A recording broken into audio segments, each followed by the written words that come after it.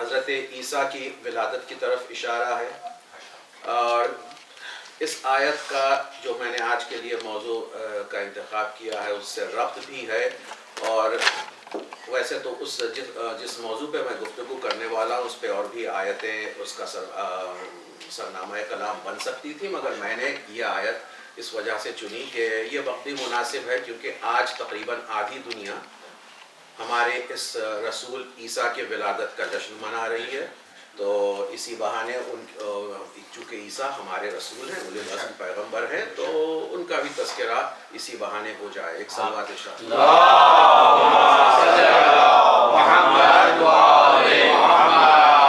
واقعہ آپ سب کو پتا ہے کہ جب حضرت عیسیٰ کی ولادت ہوئی تو بنی اسرائیل نے حضرت مریم کی طرف انگلیاں اٹھانا شروع کی، تو مریم نے گہوارے کی طرف اشارہ کیا، تو اس وقت گہوارے سے نوزائیدہ بچہ ان کی طرف مخاطب ہو کے کہنے لگا کہ یقیناً میں اللہ کا بندہ ہوں اور مجھے کتاب دی گئی ہے اور مجھے رسول بنا کر بھیجا گیا۔ اب اصول فطرت یہ ہے کہ نوزائیدہ بچہ اس میں طاقت کلام نہیں ہوتی، اب یہ ایک نوزائیدہ بچہ جو کلام کر رہا ہے یہ اصول فطرت کے خلاف ہے، یہ فوق الفطرت بات ہے، اور اس طرح کی فوق الفطرت جو بات ہوتی ہے اس کو کہتے ہیں معجزہ۔ آج کی میری اس تقریر کا عنوان ہے معجزہ اور معرفت امام۔ یہ عنوان ہمارے لیے بہت اہم ہے کیونکہ اس کے دونوں جز جو ہیں معجزہ اور معرفت امام، یہ دونوں جز اہم ہیں۔ معرفت امام کیوں اہم ہے؟ رسول کی مشہور حدیث ہے، آپ سب کی سنی ہوئی ہے کہ رسول، اور یہ متفق علیہ حدیث ہے کہ من مات ولم یعرف امام زمانہ فقد مات میتۃ الجاہلیہ۔ نعرہ صلوات۔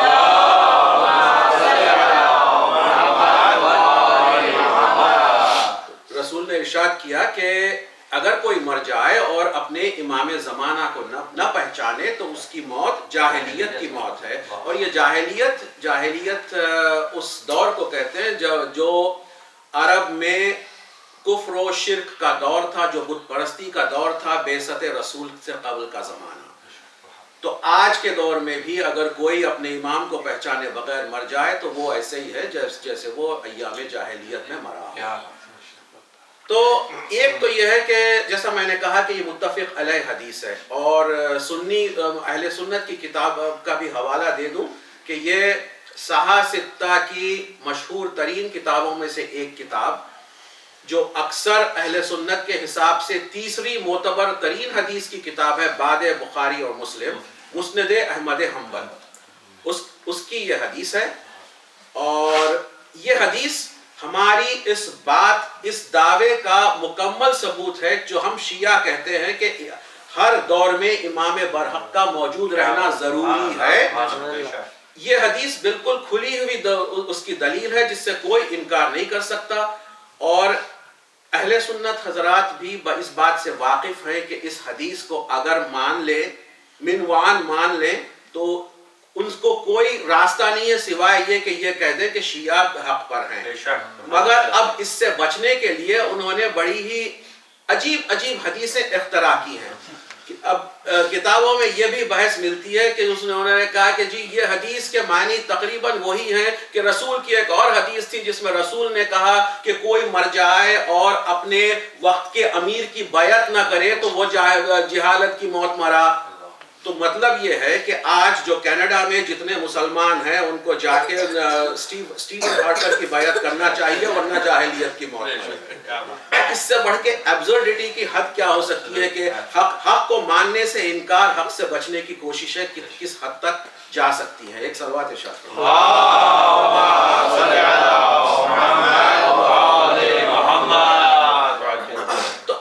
بہرحال یہ طے ہے کہ معرفت امام ایک اہم ترین چیز ہے، بلکہ شاید سب سے اہم، کیونکہ اگر یہ نہیں ہے تو چاہے ہمارا کچھ بھی عقیدہ ہو، چاہے ہمارے کچھ بھی اعمال ہو، کوئی فائدہ دینے والے نہیں ہے۔ رسول کی صاف حدیث ہے کہ جاہلیت کی موت مرے گا اگر معرفت امام نہیں ہے۔ اب معرفت امام حاصل کرنے کے کئی ذرائع ہیں، کیونکہ معرفت ایک رخ سے نہیں ہوتی. کسی چیز کی معرفت یعنی پہچان، یعنی سمجھنا، کسی چیز کو سمجھنا ہو تو جتنا زیادہ طور طریقوں سے، جتنے زیادہ ریسورسز یوز کر کے اس کو سمجھنے کی کوشش کریں گے، اتنا جو ہے نا بات زیادہ سمجھ میں آتی رہے گی. تو اس لیے امامت کو سمجھنے کے لیے بھی مختلف زاویوں کی ضرورت ہے، مختلف جہتوں سے اس کو اپروچ کرنا ہے اس سبجیکٹ کو، اور جتنی الگ الگ جہتوں سے ہم اپروچ کریں گے اتنا ہمارے ذہن میں امامت کا تصور واضح تر ہوتا جائے گا اور ہماری پہچان میں اضافہ ہوتا جائے گا. تو امامت کی پہچان کا ایک زاویہ، ایک اہم زاویہ جو ہے وہ معجزہ ہے. کیونکہ معجزہ اللہ اپنے ہادی، جو بھی اللہ زمین پر ہادی بھیجتا ہے ان کو معجزہ بطور دلیل اللہ عطا کرتا ہے. آگ کا ابراہیم کے لیے ٹھنڈا ہو جانا ابراہیم کا معجزہ تھا. موسیٰ کا عصا اژدہے میں تبدیل ہو جانا یہ موسیٰ کا معجزہ تھا. مٹی سے جو ہے ایک چڑیا کی شکل بنا کے اس کو زندہ کر دینا یہ عیسیٰ کا معجزہ تھا. اور رسول کی زندگی تو معجزوں سے بھری ہوئی ہے. تو معجزہ اتنا اہم ہے کہ اللہ نے جگہ جگہ قرآن میں ذکر کیا ہے. اب میں نے ابتدا میں کہا تھا کہ اس عنوان کے دونوں جز اہم ہیں، معرفت امام اور معجزہ. معرفت امام کے بارے میں تو کیوں اہم ہے یہ میں عرض کر چکا. معجزہ اس دور میں کیوں اہم ہے؟ اس وجہ سے اہم ہے کہ میں یہ محسوس کر رہا ہوں کہ یہاں ویسٹ میں خاص طور سے جو عموماً جو ذاکرین آتے ہیں اور بیان کرتے ہیں، معجزوں کا زیادہ ذکر ہوتا نہیں ہے. اور اس چیز سے جو ہے کچھ میں متفق نہیں ہوں. اور میں نے خود پرسنلی مختلف ذاکرین کو اپروچ بھی کیا اور ان سے پوچھا کہ بھائی آپ یہ ان چیزوں کا ذکر کیوں نہیں کرتے؟ تو انہوں نے کہا کہ بھائی یہ ویسٹرن ورلڈ ہے، یہاں پہ جو نوجوان ذہن ہیں وہ ایک میٹیریلسٹک ایٹماسفیئر میں ہیں، تو ان کے سامنے اگر معجزے بیان کیے جائیں تو ان کی سمجھ میں نہیں آئیں گے. تو اس کا یہ مطلب تو نہیں ہوا کہ آپ ان کی فکر سے ایک چیز کو بالکل الگ کر دیں، فکر کا ایک گوشہ تاریک چھوڑ دیں ان کے لیے، معرفت امام کا ایک گوشہ بالکل سمجھ میں نہ آئے. اور یہ قطعاً غلط ہے یہ کہ جو ہے معجزہ اگر ان نوجوانوں کے سامنے بیان کیا جائے تو یہ سمجھ میں نہیں آئے گا. فرق صرف سمجھانے کا ہوتا ہے، بالکل سمجھ میں آئے گا. اور یہ کوئی ایسا ریزن نہیں ہے جس کی وجہ سے معجزوں کا بیان نہ کیا جائے. اور اس وجہ سے یہ اور بھی زیادہ میں سمجھتا ہوں کہ اہم تھا کہ اس کا ذکر کیا جائے اور امام کی پہچان کے لیے اس زاویے پر گفتگو کی جائے کہ معجزہ اور معرفت امام. اسی وجہ سے میں نے آج کا یہ موضوع منتخب کیا ہے. اور ایک واقعہ عرض کر دوں، یہ میرے سامنے کی بات ہے، یہ میں اس کا چشمدید گواہ ہوں. دو لوگوں کے درمیان یہ گفتگو ہوئی تھی اور اس گفتگو کا میں گواہ ہوں پرسنلی. یہ کسی اور کی سنی سنائی نہیں ہے اور یہ میں آپ سے شیئر کرنا چاہتا ہوں کیونکہ اس میں ایک میسیج ہے. دو آدمی تھے جن میں سے دونوں شیعہ تھے، مگر ایک ان میں سے ایسا تھا جو سیدھے سادھے الفاظ میں منکر معجزہ. تو ان کو اے اینڈ بی کہہ لیتے ہیں. تو بی جو تھا یہ سمجھ لیجئے منکر معجزہ تھا. تو اے اور بی کے درمیان گفتگو ہو رہی ہے تو اس بی نے کہا کہ بھائی آپ لوگ جو ہے یہ معجزوں کا بیان کرتے ہیں اور یہ ہے یہ صحیح نہیں ہے. اب مثال کے طور پہ آج کے زمانے میں جو سائنسی ترقی کا اتنا زمانہ ہے، کسی کو آپ کہیں کہ مولا علی کے لیے سورج پلٹا تھا تو یہ یقین کیسے کوئی یقین کرے؟ میں نے کہا کہ بھائی کیوں یقین نہیں ہو سکتا؟ کہنے لگے کہ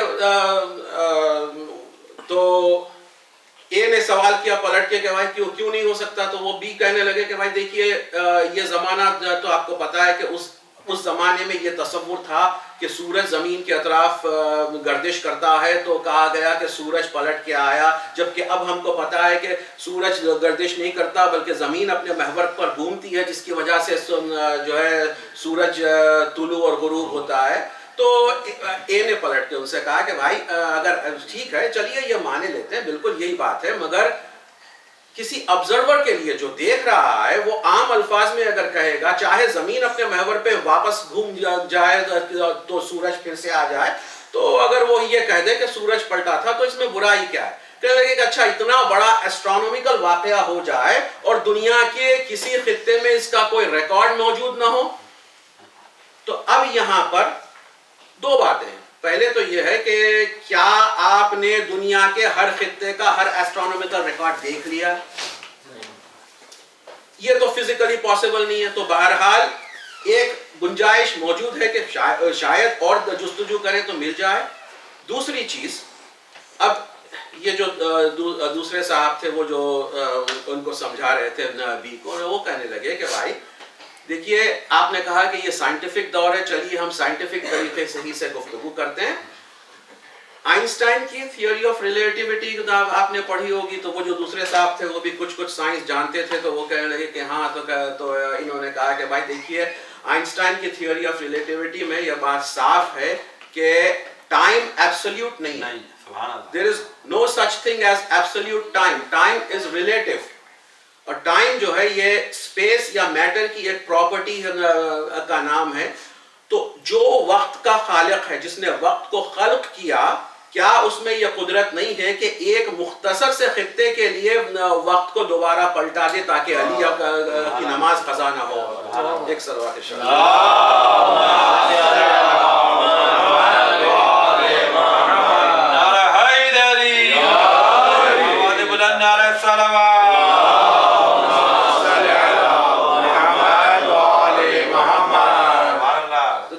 معجزوں پہ اس طرح سے فکر کرنے سے ایکچولی فکر کے دروازے کھلتے ہیں، کچھ ذہن براڈن ہوتا ہے، کچھ اور آگے سوچنے سمجھنے کی خواہش پیدا ہوتی ہے اور جستجو پیدا ہوتی ہے اس میں کہ اور کیا کیا نقطے نکل سکتے ہیں.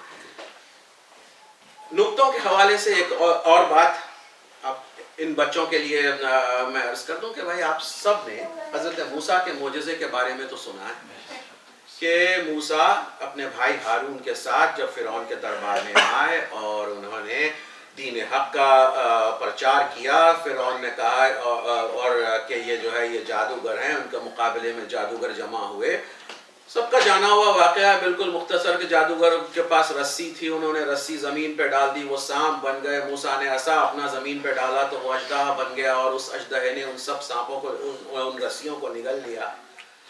اور قرآن کی آیت ہے کہ وہ سارے جادوگر یہ دیکھ کے سجدے میں گر گئے، یہ کہتے ہوئے گر گئے کہ ہم نے موسیٰ اور ہارون کے رب پر ایمان لایا.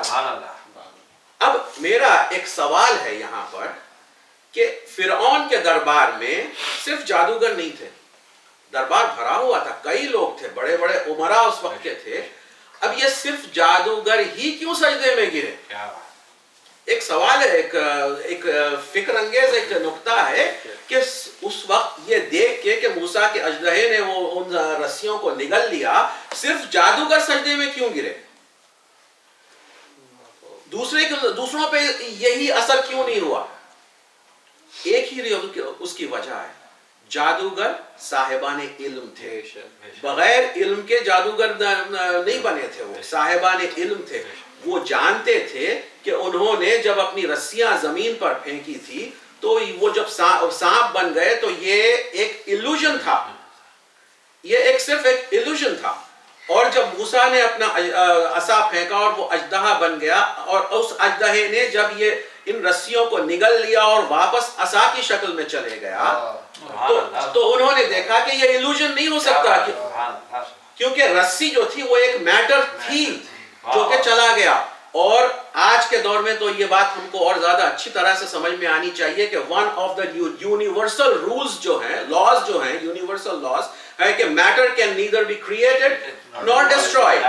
بچے کو پتا ہے. اب یہاں پر ان جادوگروں نے دیکھا کہ میٹر واز ڈسٹرائڈ کیونکہ وہ رسیوں کو عصا نگل گیا مگر اژدہا نگل گیا، مگر واپس جب عصا بنا تو نہ اس کی والیوم میں تبدیلی آئی تھی، نہ اس کی ویٹ میں تبدیلی آئی تھی. ایک صلوات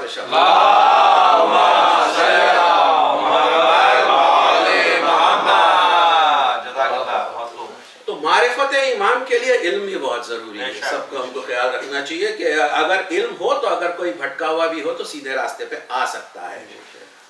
تو یہ دو واقعات میں نے بتایا یہ معجزے کی اہمیت معرفت امام کے سلسلے میں. اور ابھی ایک بات اور میں عرض کر دوں، ایک صلوات ارشاد فرمائیں.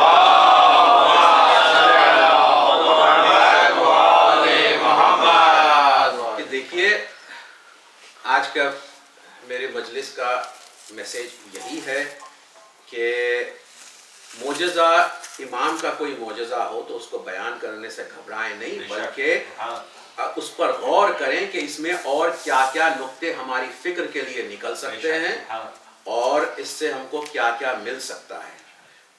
میں چونکہ یہ معرفت امام کی بات ہو رہی ہے اور چونکہ میرے سامنے رسول کی ایک اور حدیث بھی ہے جس میں رسول نے کہا تھا کہ زینوا مجالسکم بذکر علی ابن ابی.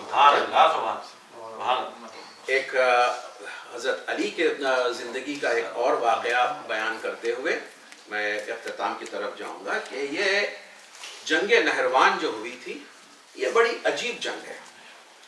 اور اس جنگ میں خاص طور سے سفر کے دوران حضرت علی نے اپنی ذات سے کئی معجزوں کا اظہار کیا. اور جو واقعات میں اب بیان کرنے جا رہا ہوں اس کا بھی حوالہ میں سنی ہی کتاب سے دوں گا. کتاب کا نام ہے مناقب مرتضوی، جو ملا صالح کشفی حنفی کی لکھی ہوئی کتاب ہے. اوریجنل کتاب فارسی میں لکھی گئی تھی، اس کا اردو میں ترجمہ ہوا ہے. مشہور کتاب ہے اردو میں بھی، آپ شاید آپ کسی کے پاس ہوگی بھی، کوكب دوری. کوكب دوری میں یہ واقعات موجود ہیں جنگ نہروان میں. نہروان کے لیے جب علی چلنے لگے تو راستے میں ایک دیر ملا، ایک جہاں پہ ایک راہب، کرسچن راہب رہتا تھا. وہ اوپر سے چھت پر اپنی کھڑا ہو کے دیکھ رہا تھا کہ ایک لشکر جا رہا ہے. تو وہ نیچے آیا اور کہنے لگا کہ مجھے اس لشکر کا جو امیر ہے اس سے ملنا ہے. تو علی آگے آئے، کہنے لگے کہ میں امیر ہوں. تو اس نے کہا کہ کیا یہ مسلمانوں کا لشکر ہے؟ تو علی نے کہا کہ ہاں یہ مسلمانوں کا لشکر ہے اور ہم جنگ کے لیے جا رہے ہیں اپنے دشمنوں کے خلاف. تو اس نے کہا کہ اس وقت نہ جاؤ، اس وقت میں ستاروں کے علم کا ماہر ہوں اور میرا علم یہ کہتا ہے کہ اگر تم اس وقت جاؤ گے تو تم کو سخت نقصان ہوگا اس جنگ میں، اور رک جاؤ، یہیں قیام کرو، کل چلے جانا. تو مولا نے کہا اچھا تم کو اگر ستاروں کا علم ہے تو یہ بتاؤ کہ اس وقت فلاں ستارہ کہاں ہے. کتاب کا نام نہیں ہے، مولا نے ایک نام لیا بہرحال. تو اس نے کہا کہ اس ستارے کا تو میں نے آج تک نام بھی نہیں سنا تھا. تو مولا نے کہا کہ جب تم ستاروں کا کہتے ہو کہ ستاروں کا علم رکھتے ہو مگر سارے ستاروں کے بارے میں تم کو علم نہیں ہے تو پھر کس طرح سے کہہ سکتے ہو کہ کیا ہونے والا ہے. پھر مولا نے اس سے کہا کہ دیکھو، کیا تم یہ بتا سکتے ہو کہ اس وقت تمہارے پیر کے نیچے کیا ہے؟ اس نے کہا کہ نہیں، مجھے کیا پتا کیا ہے. تو امام نے کہا کہ اس وقت تمہارے پیر کے نیچے زمین میں ایک برتن ہے جس میں سونے کی اشرفیاں ہیں، اور اس سونے کی اشرفی کے اوپر یہ نقش ہے. امام نے اس اشرفی پر جو نقش ہے وہ نقش بھی بتایا. تو پھر زمین کھودی گئی تو اسی طرح سے وہ ایک برتن نکلا جو اشرفیوں سے بھرا ہوا تھا، اور وہی نقش تھا جو مولا نے کہا. اس کے بعد پھر مولا نے اس راہب سے کہا کہ سنو، میں ابھی جا رہا ہوں جنگ کرنے کے لیے، اور اتنا یاد رکھو کہ دشمن کے 10 بھی لوگ نہیں بچیں گے اور میری فوج کے 10 لوگ بھی مارے نہیں جائیں گے. اور جب جنگ نہروان ہوئی تو ہوا یہی کہ جنگ نہروان میں خارجیوں سے جو جنگ ہوئی تو تمام خارجی قتل ہوئے سوائے 9 کے جو بھاگنے میں کامیاب ہو گئے، اور علی کے لشکر سے صرف 9 لوگ شہید ہوئے. نعرہ حیدری، آواز بلند، نعرہ صلوات.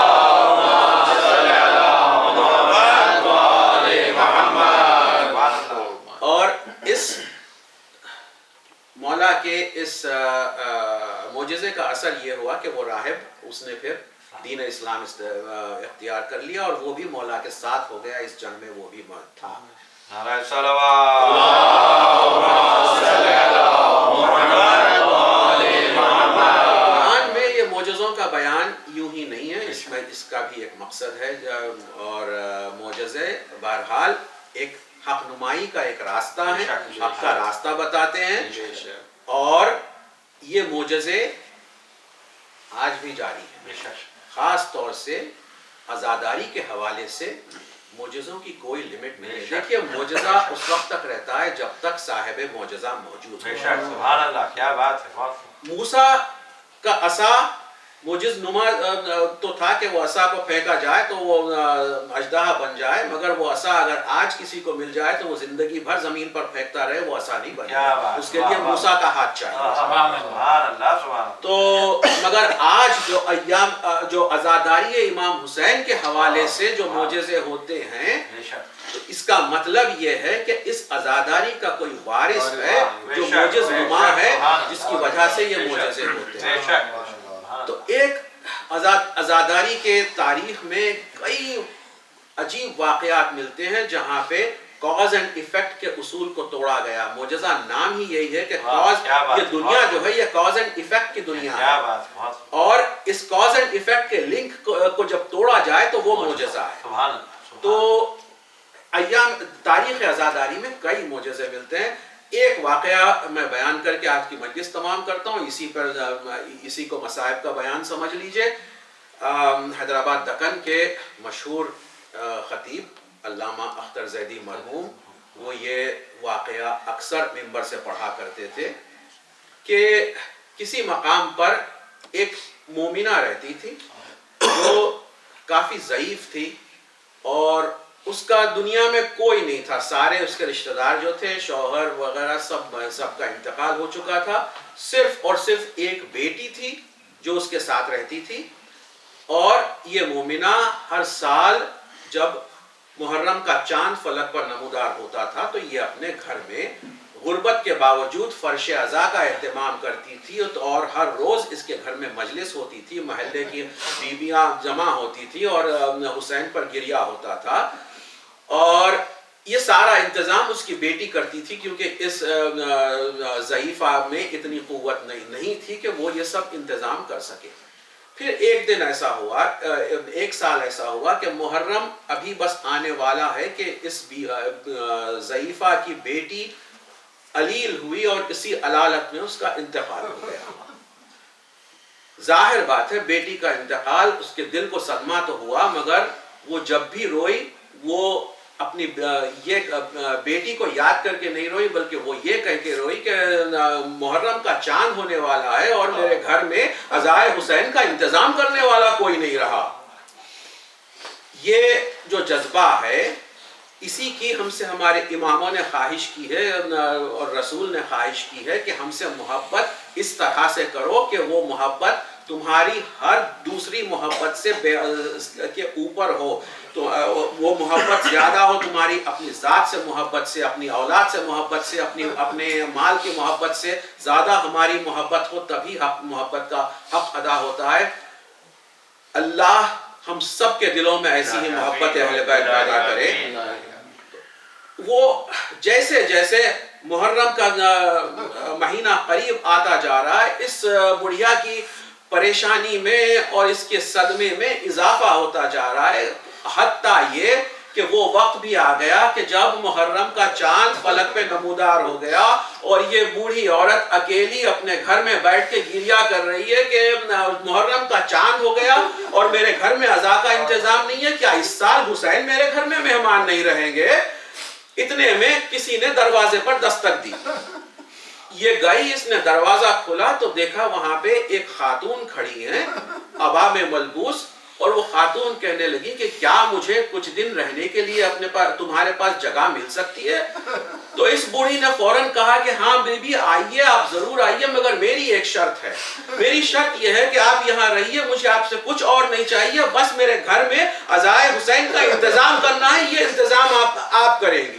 تو آنے والی نے کہا کہ میرا تو کام ہی یہی ہے، اور یہ کہہ کے وہ خاتون آ گئی، اور ہر سال کی طرح اس سال بھی اس ضعیفہ کے گھر میں مجالس کا اہتمام ہونے لگا، مگر اس سال کچھ بات ہی عجیب تھی کہ کسی سال اتنا ایسا ماحول اس گھر میں نہیں بنا کہ جب مجلس ہوتی تھی، ذاکرہ جب امام حسین کے مصائب کا ذکر کر رہی ہے تو یہ جو خاتون تھی وہ بیچ مجلس میں بیٹھ کے جب مصائب کا ذکر ہوتا تو یہ یا حسین اس درد سے کہتی تھی، ایسا لگتا تھا جیسے در و دیوار سے یا حسین کی آوازیں آ رہی ہیں۔ بہرحال عشرہ محرم تمام ہوا اور اس کے بعد یہ خاتون جو تھی یہ جب جانے لگی تو یہ بڑھیا نے کہا کہ بی بی میں آپ کا بہت بہت شکریہ کہ آپ نے میرے گھر میں عزا کا انتظام کیا، اور میں آپ کو کچھ اور تو نہیں دے سکتی، یہ جو ہے یہ تبرک ہے کچھ مجلس کا جو میں نے آپ کے لیے رکھا ہے، اور یہ لیتے جائیے۔ تو اس آنے والی نے وہ تبرک اپنے ہاتھ میں لیا، آسمان کی طرف دیکھا اور کہا حسین آج تمہاری ماں کو جو اجرت مل رہی ہے تمہاری عزا کی، اور یہ کہہ کے وہ بیوی وہاں سے چلی گئی۔ تو شہزادی 1400 سال سے شہزادی مجلسوں میں آتی ہیں جہاں جہاں ذکر حسین ہوتا ہے، اگر شہزادی یہاں پہ بھی موجود ہے تو ہم غلاموں سے اپنے بیٹے کی شہادت کا پرسہ قبول کیجئے۔ ماتم حسین